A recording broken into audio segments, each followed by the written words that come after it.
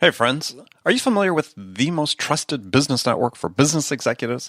It's the C-Suite Network. If you're a business of $5 million or greater, and if you're a VP level or higher, then you're invited to join the C-Suite Network to connect with your business peers. Go to csuitenetwork.com, that's a C-suitenetwork.com, to learn more about the benefits, meetings, and services exclusive for C-Suite executives like you. Okay, let's do the show.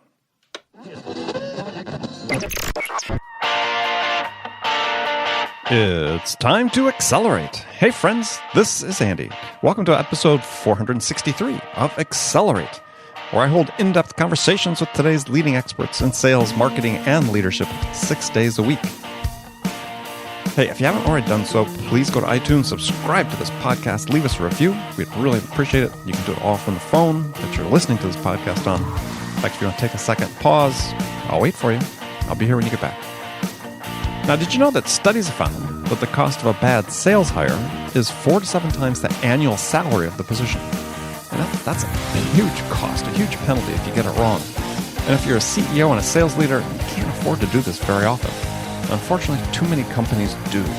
So to help, I've created a step-by-step guide that'll show you how to develop a process to hire the right sales candidates for your company.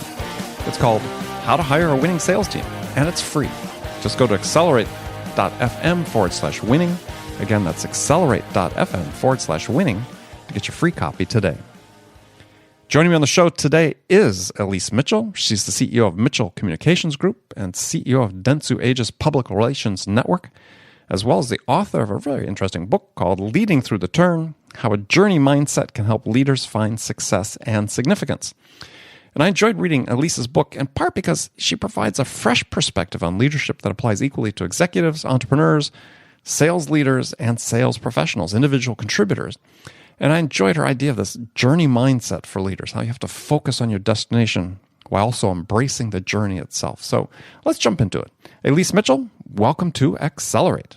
Thank you, Andy. I'm excited to be here. Well, good. Excited to have you on. So in the book, Leading Through the Turn, you're conveying leadership lessons from the perspective of a motorcycle rider. I sort of hearkening back to Robert Pirsig's classic, the Zen and Art of Motorcycle Maintenance, as I was reading it, and you make reference to that as well. Mm-hmm.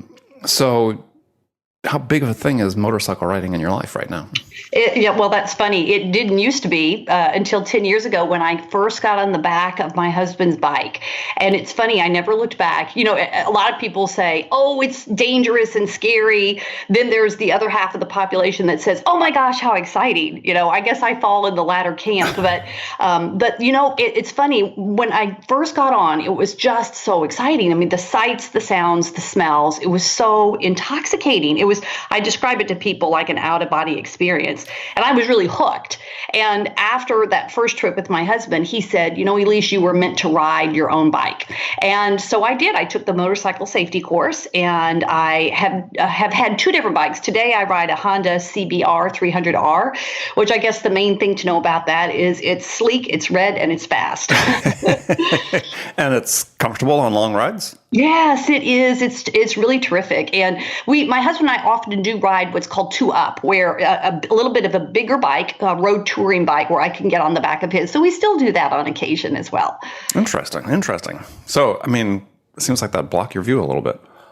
Well, you know what? It allows you to take pictures, which I can't do when I'm driving. Although I keep threatening to get a GoPro put on my helmet because then you can. But, you know, you could do a little more bee hunting when you're on the back of somebody else's bike than you can when you're driving. That's true. So in the book, let's dive into the book. So you talk about leading with a destination philosophy and a journey perspective. And these are sort of 2 key concepts you explore throughout the book. So tell us what that means. Well, it's interesting. I've often had people tell me, and your listeners might resonate with this phrase: the journey matters as much as the destination. Yes, the journey is its own reward. Right. I've always heard that. And you know what? I never bought it, because I am a destination person by nature. You know, in business, family life, you name it, I'm one of those folks that I like to know where I'm going and how I'm going to get there. And the rest is just scenery. And that's what I used to think. That's how I lived my life. And I've certainly reached a lot of destinations that I've set my sights on. I've built a company and I've then sold it. And today I'm part of a global organization, and we've reaped a lot of great rewards from that. And entrepreneurship has definitely been the ride of my life, but it almost cost me far more, because when you have a strength like that, being very driven, when it goes to an extreme, it can become your weakness. And for me, I became so focused on building my business and wanting to be successful that everything around me began to suffer. My relationships with my family and my friends, my own health, my own spiritual, social life, all those things that really make life so rewarding, they were really suffering. And I had to really stop and rethink my whole, as you say, the journey mindset, the whole mindset of how I wanted to approach striving to reach my goals, but not missing the whole ride of my life along the way, which is what I was doing. And so today, and motorcycling was sort of the catalyst for making me rethink the value of the journey itself. And so today I consider myself very much a destination leader, still very driven, but with a journey mindset, which means I've learned how to really savor the experience of the journey. Got it. So, yeah, I mean, in the case, journey really has sort of two forms, right? There's the noun, traveling, on a journey, traveling from one place to another. And I think you're using it really as the verb, is to travel somewhere. And I like sort of the ambiguity of the somewhere, right? Because you can have the destination, but, the route's not necessarily laid out. And I think that's the thing that people sort of oftentimes miss when they, set goals for themselves. They think that it has to be this step and then the next step and the next step. And there's lots of ways to reach your goals. Absolutely. And often our destination changes altogether as we move along in our personal and professional lives. Our there is different. So when you say, I ask you, where's your there? At a different stage of my life, I would have told you one thing. At this stage of my life, I might tell you something completely different. And the point is, as you just said, is fully experiencing the journey of your life and the unfolding of it all, because you don't really know how it's all going to turn out. But that's okay, because if you're really living in the moment and you're making the most of what is happening in your life today, the ride becomes the joy itself, as opposed to, if I can't reach the destination, it just doesn't mean I haven't been successful, or it doesn't mean anything to me. I've learned to find joy in the journey. Well, so if let's say you have a destination, it's a common destination, let's say, well, you and I each have the same destination. I have the destination philosophy. I'm just head down, drive, and you're on your journey. When we both reach it, are we one of us more effective than the other once we reach that destination? Well, it's a good question. In my case, I felt like I was on the path to burnout. And I think that's the way most leaders are when they have pressed so hard into achieving their goals that they just kind of look up and say, I can't do it anymore. I mean, I'm running as fast as I can. And is this all there is? Really? This is it? And it becomes less meaningful. And that was part of when I realized I had been missing all of this experience in my life of raising my children, having friends and close family. I mean, I had those things, Andy, but I wasn't really investing in them like I should. I certainly wasn't investing in myself. And you just kind of get to the point, I don't know if I could keep doing this. So it's about having a more sustainable experience. I think having a more joyful experience. And also this idea, I think a lot of leaders face this sense of, I want to be able to control everything, not only everything that's happening around me, but the outcome. Well, right.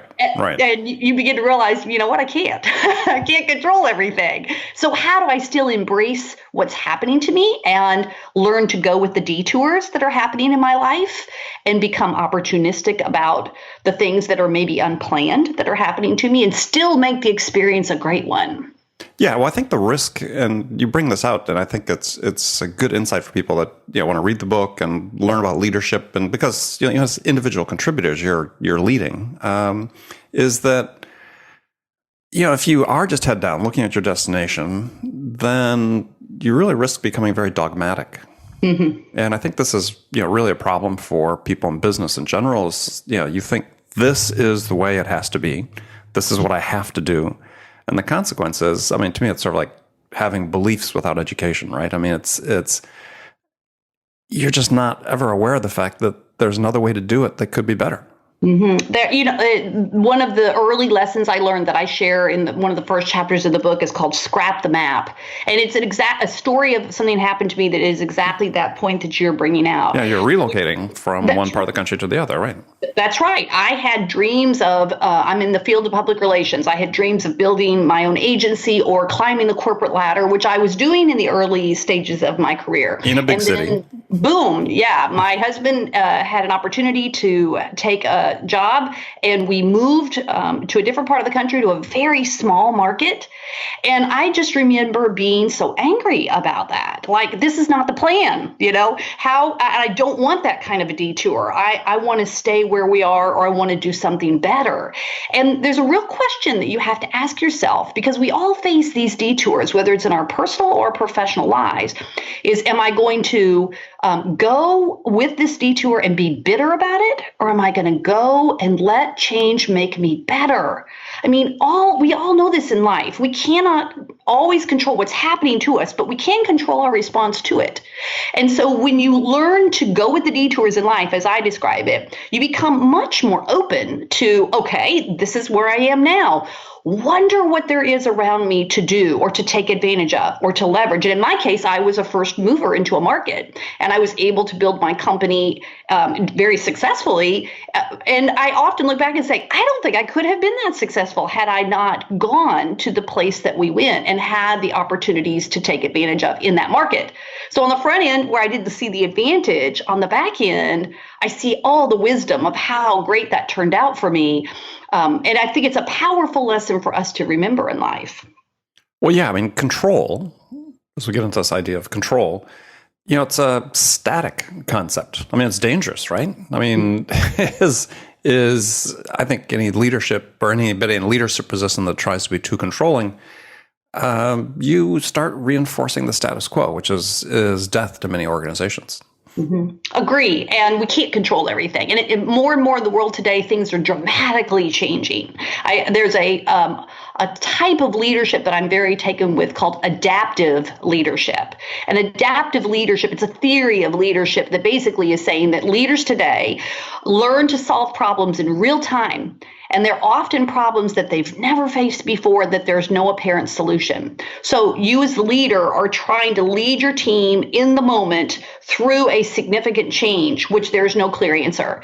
And how do you rally your team to do that? How do you have the vision to get there when you don't have the answer? And so you have absolutely no control in this situation, except that you become sort of the cause that drives a new solution forward and that moves a team forward into finding and discovering a new solution. I think it's a powerful concept that I strive for, and I think is much more relevant to leaders in the world today. Well, yeah, because what it's saying is that the expectation can't be that the leaders have all the answers, because that's unrealistic, and B, if you have an organization where everybody's looking to the top person to say, what do we do now?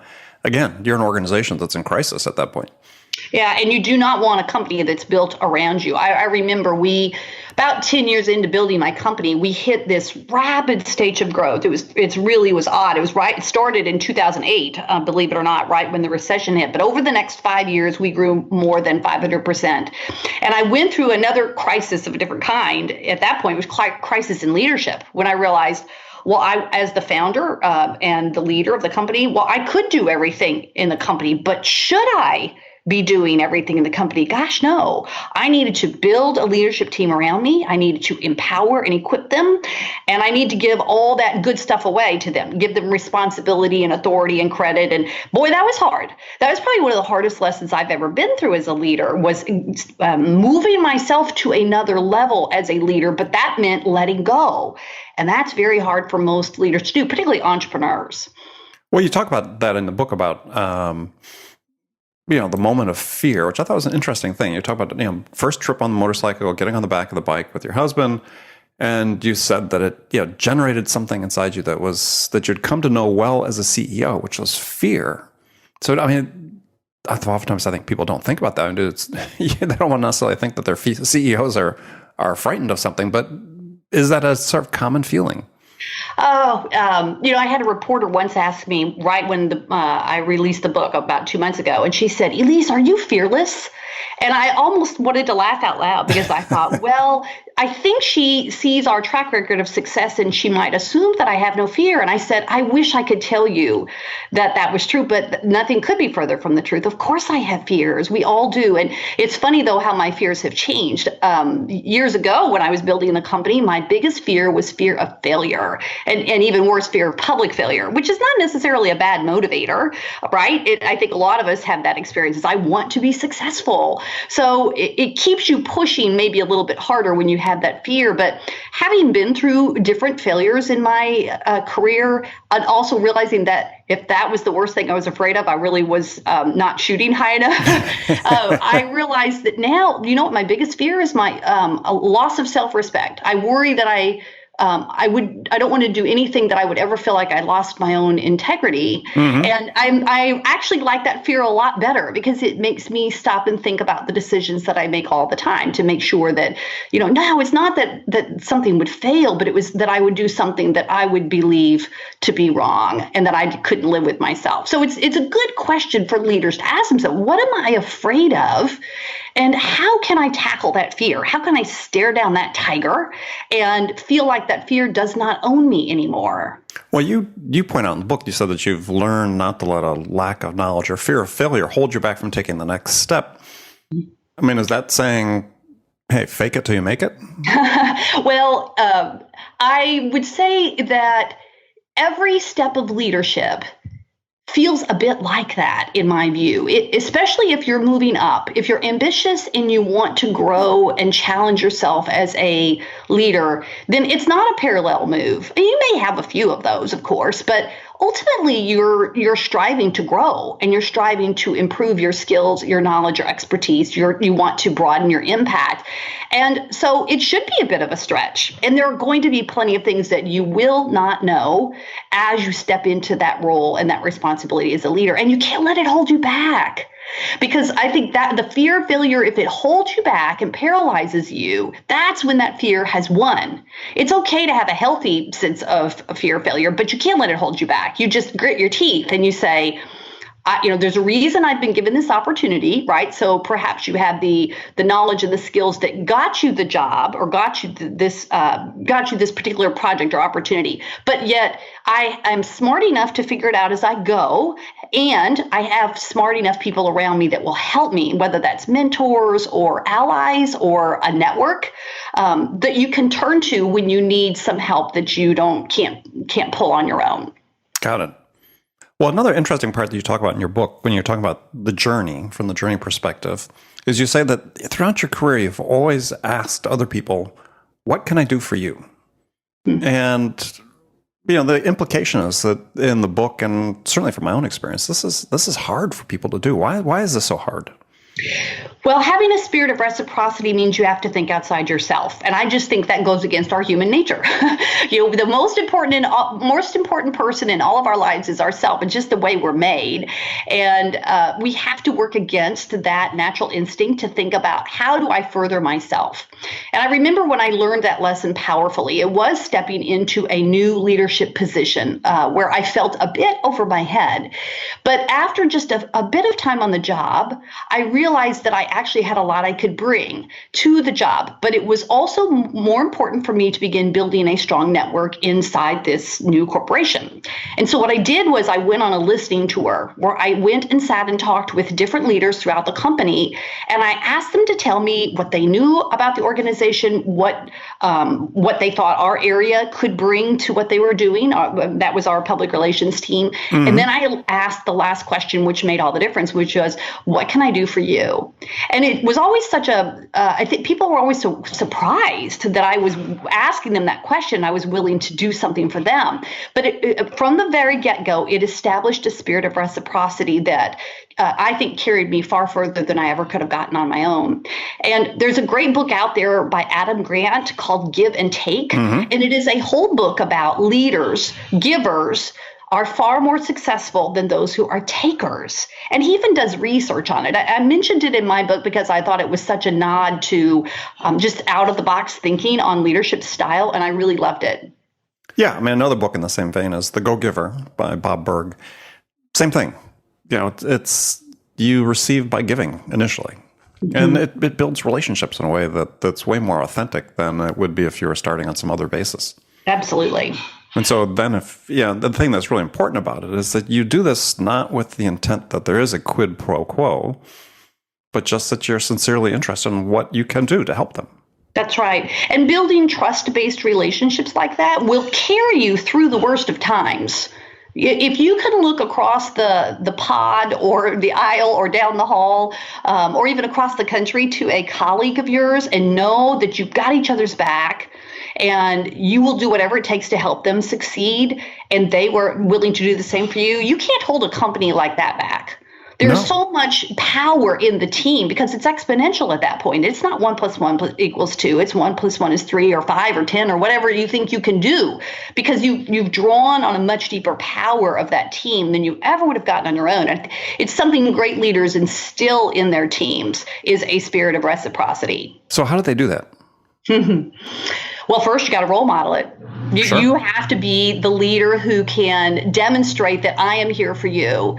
And that, I do think this too, Andy, something I have thought about, and I mentioned it toward the end of the book, that the higher calling of leadership is when you realize it's not about you, it's about everybody else.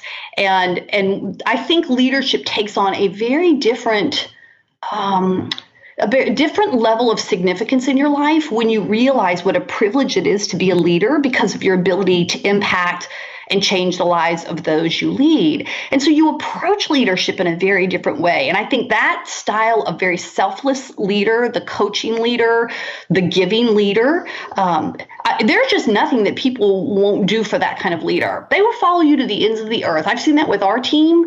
At times, I'm sure I did not deserve their loyalty or their commitment, but I've seen the power of that. And I think it's far more authentic and compelling for people to want to work for leaders who are like that than those who are takers. So how does that fit then into the paradigm you talk about, the called leader versus the accidental leader? Excuse me. Well, a frog in my throat today. But the called leader versus accidental leader. Well, the called leader, I guess in the book, I described myself as I thought I was a called leader, which for me it was in my DNA to become a leader. And all throughout my young life, I sought out leadership opportunities. And so it was no surprise, I think, to anybody who knew me in my youth that I would strive to be a leader. Accidental leaders are those who find themselves in leadership and they didn't really have any intention of it, whether it's maybe it's a family business they had to take over or they're in a company where somebody unexpectedly stepped out of leadership and people turned to them and asked them to become a leader. And so it's almost what is your mindset as you approach leadership? And in the book, I tell people, I don't care whether you're a called leader or an accidental leader, the opportunity for you to lead in a powerful way is there if you want it. And it's sort of up to you at that point if you have the heart of an explorer, kind of on the destination journey theme, if you're willing to be an explorer and step out into the journey of leadership, even though you don't know how it's going to turn out, there's a lot of things you don't know, you feel ill-prepared, we all do. Are you willing to be the explorer and go anyway? And that is actually, I think, part of the spirit of reciprocity is because you realize at that point that you're giving your life into something that is probably going to be more about helping those around you than it is about helping yourself. Well, something interesting I've been reading separately, it is it sort of relates to part of what you're talking about. You said, the unpredictability is part of the fun if you're journey minded. And you talk about your trip or your relocation, from East Coast to Arkansas. And are you finding in your own work now that people are less willing to sort of subject themselves to this unpredictability? Because there's a lot of data I've been reading recently and reports about how people are just sort of staying still. They're not moving. We're not as mobile as a workforce as we were before. We're not taking some of the risks that, I read something recently that since 1990, the percentage of Americans moving from one state to another in a given year has fallen by half. Wow. And the percentage of people leaving jobs within a certain period of time have fallen dramatically. What do you think of the implications of that? I mean, is less people willing to, are, in your mind, do you see less people willing to step up and take these risks, especially if it involves some sort of big change like you undertook? Perhaps, and maybe it sort of depends again on the individual and their propensity to accept change or to be the explorer, to go on the journey. How much stability and certainty do they think they need? I've often heard it said about the millennial generation that they are much more willing to move about. They will change jobs more frequently. They're willing to step out and try different things, whereas I think my generation was a little more rigid. So it probably depends more on the individual. And also then as a leader, it's up to us to create a compelling destination for people to want to come to. For example, I write in the book quite a bit about, I think, the power of a compelling culture is an example. If you're an entrepreneur or a leader, you have the ability to create an environment that is empowering to people. It's an environment that encourages innovative thinking, what I call creating a culture of try, which allows people to experiment and try new things and not be afraid to fail. These are things that are definitely within our ability to change and impact an organization as a leader. And I think that maybe that's part of the challenge, Andy, is that we need to do a better job of creating something compelling that draws people to us. So that it doesn't matter if they're picking up and moving around the world, or they're having to take on a different role or switch. I've seen people switch careers and industries, which I think is very taking a lot of risk. But again, the question is, do they see something compelling on the other side that means that they're willing to walk across the fiery coals of fear in order to get there? So maybe that's really more on us as leaders to create that compelling destination for people to want to come. Okay. Well, that's a good point. I mean, I think, yeah. Well, one of the things that I wanted to foster a follow-up on that on is we're talking about leadership sort of this destination and I see this, unfortunately, a fair amount in some companies I work with, is that some people think that leadership is sort of its own reward, like it is sort of the pinnacle, and as you point out, it's really just the beginning. Yes, indeed. And again, thinking about the higher calling of leadership, which was something that was sort of my turning point in life, the time that I got on the back of the motorcycle when I was asking the burning question, is this all there is?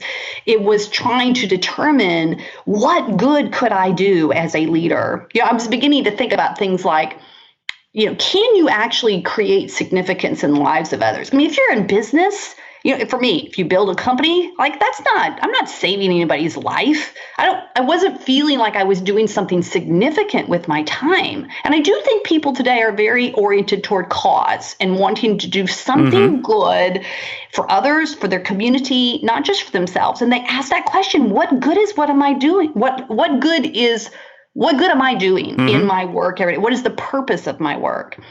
And that was when I began to realize that indeed, in fact, leadership is one of the highest callings you can have because of your ability to impact other people's lives. We have so much potential to make decisions, open doors, change the entire trajectory of a person's career or their life. I mean, how many times can we sit back and think about people who did that for us? We have that ability to do that still today as leaders. And I think it began to give me a greater sense of purpose and satisfaction about what I felt like I'd been called to do. And that leadership was a great calling if I chose to think of it in that way. And I think exploring that further, because we talk about this concept of significance comes up increasingly especially as I talk to guests like yourself that have written about leadership, that are in leadership positions, and reading books about it. This living a life of significance, comes up more and more frequently. I mean, are you defining it, too narrowly or too broadly? I mean, when someone's sort of an individual contributor, because I look at leadership in sales, for instance, we have a big sales audience that listens to this, I think that sales leadership starts with the individual, in terms of how they work with their customers, how they work with their peers, and so on within the company. So what role is significance in that? Well, significance, okay, that's an excellent question. I have thought about that quite a bit, actually, is to me, significance is less about this idea of sort of this grandiose idea of being a philanthropist or, changing the entire world, which is sort of what you think about when you're young, is I'm going to have this big impact. And instead, today, I think much more about significance as doing the right things, one thing at a time. It's doing what's directly in front of me today, changing that one person's life for good, helping that customer with that very unexpected need or request that they have, furthering their business and their opportunities as a professional. These are all the seemingly small things, but when you string your entire career together with all of the different small things that you have been able to do to help others around you in one way, in one day, this idea of significance, I think, becomes very palatable and very believable because you begin to see, wow, I've really been able to do a lot. And I didn't do it by seeking significance for myself. I did it by creating significance for others, one person, one opportunity, one day at a time. And that became much more believable to me to think that maybe my leadership could have the potential for significance. Because when I thought about all the people that I've touched in my life, I realized, well, that was a lot. So I think it becomes a more empowering idea as I can do something important today that can change the lives of others. And all I have to do is what's right in front of me. Excellent. Well, Elise, I want to thank you for taking the time to join us on the show today and tell folks how they can find out more about you, connect with you, learn more about your book. Thank you, Andy. Yes, please. I would love to connect with listeners and readers. I have a website called EliseMitchell.com. So it's EliseMitchell, my name, EliseMitchell.com. And they can find out anything they want. They can buy the book there, Leading Through the Turn. I have a lot of people that ask me to come and speak at conferences and events. You can certainly do that there. I have an email and a blog that goes out weekly. You can sign up there. Any way that I can be of some service to someone else, I would love to do that because my goal is simply to help others to lead at their best. All right. Well, very good. Well, thanks again for joining us today. And friends, thank you for spending this time with us today. As always, make sure you come back and join us again tomorrow. Until then, I appreciate if you get a chance, go to iTunes, subscribe, leave a review for Accelerate.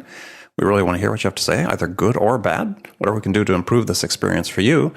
And thanks again for joining me. Until next time, this is Andy Paul. Good selling, everyone.